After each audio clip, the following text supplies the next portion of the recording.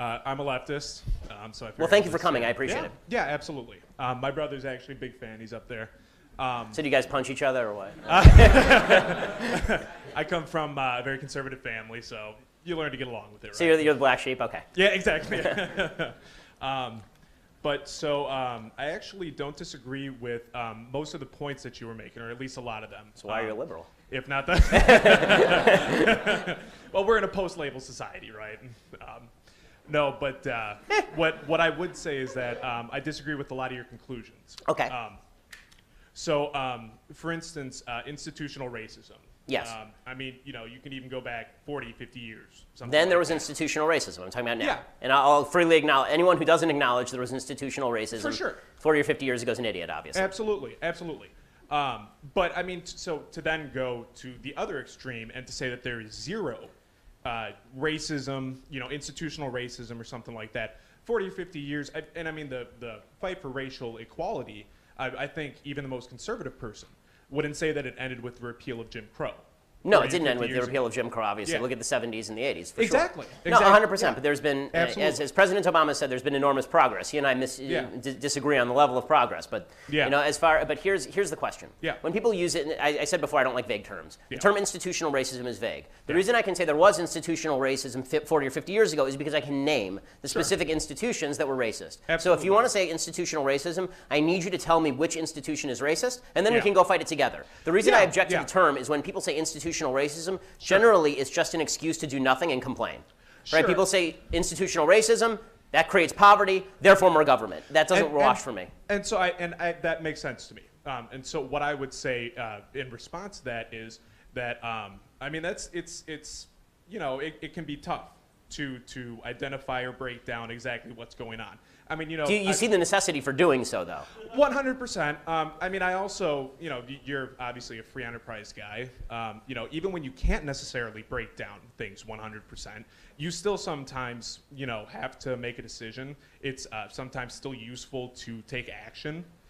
Well, you have to identify the problem before you can take proper action. But so if we accept that the racism problem is not 100% resolved, or something like that. I mean, even just it's too vague a problem. So to say, I agree, racism is not 100% resolved. I said there are individuals who are racist, but you need to. It's not a matter of degrees. It's a matter of institutions that have been completely taken off the board as racist institutions. So to take Jim Crow as an example, state governments used to force restaurants not to allow black people into white areas. Yeah. That's no longer the case. Yeah. So I can easily say now that those restaurant laws are non-discriminatory. Sure. That's an institution that is no longer racist.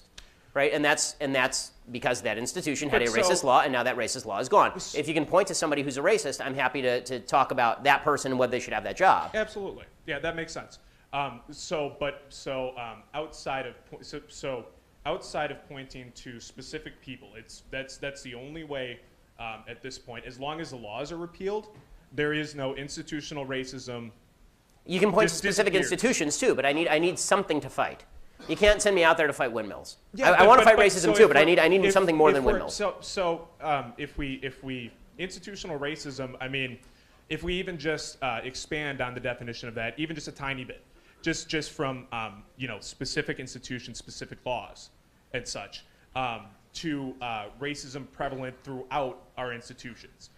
No, because again, you need to name the institution. It's too vague. I mean, the library is not racist. Like this is a problem. If you go into a doctor and you say, "I hurt," and the doctor says, "Where?" and you say, "I hurt," doctor's going to have a real tough time coming up with exactly how to cure you. But that's his job. It would be unfair. It is not the doctor's job to tell you how you hurt. It's your job to tell the doctor where he hurts. It's 100. So yeah, but all right. So. And I get what you're saying. No, it's a fine conversation. The problem is it's all out there in the ether. So if it can at some level be reduced down to something we can solve, every problem has to be reduced to something you can solve. Otherwise, it's just bitching. Absolutely, yeah. And so what I would say is then you're saying that conclusively it's unsolvable unless we concretely. Because I don't think that it's asking too much of people. I don't think it's random for a doctor to say to you. Are you talking about your head or are you talking about your leg? Right? I think that's a perfectly reasonable question for the doctor to ask, and I wouldn't call him a bad doctor who's ignoring the problem.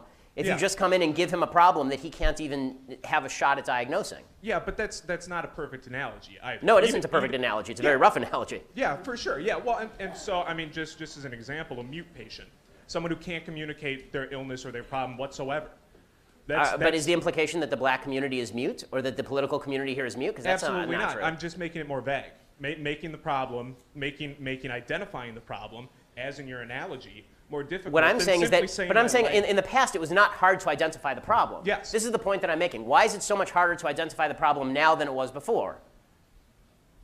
I mean, and I guess then, as it seems like, it depends on how you're looking at the because problem. things have been, the answer is because things have been mitigated, and now people struggle to actually identify the problem. So instead, they prefer to talk in vague terms, and then they can invoke government action. That's why. And so I would say that that's not the only explanation.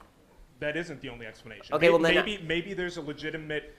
Maybe it is legitimately difficult to identify that. And maybe when they legitimately give me a problem I can solve, we can get outside of our identity politics. But otherwise, what it comes down to, and this is an unsolvable problem that divides us all, is I'm black, and I say that there's institutional racism, and I'm not going to describe to you what that means or what that encompasses, but you're just going to have to believe me. And the answer is no, because we live in a common society. I think that's an unfair characterization. These viewpoints that you're talking about. Well, I don't think it's an unfair characterization of a lot of what the Congressional Black Caucus says, for example. Well, all right. So, in that respect, I think that's. And I don't mean to cut you off. I think it's been a good conversation, but I think you see where I'm coming from, which is, if you want me to be on your side, which I think I want to be on your side too, because we all want to fight the same thing here. On your side. Okay. Yeah. Awesome. So all you have to do is give me a solvable problem instead of just putting out there a vague phrase and then expecting that we're going to come to some sort of kumbaya moment, because it ain't happening. But at least that's a different, it's not incensed rhetoric against, I don't think it's incensed rhetoric to say that you have to identify the problem.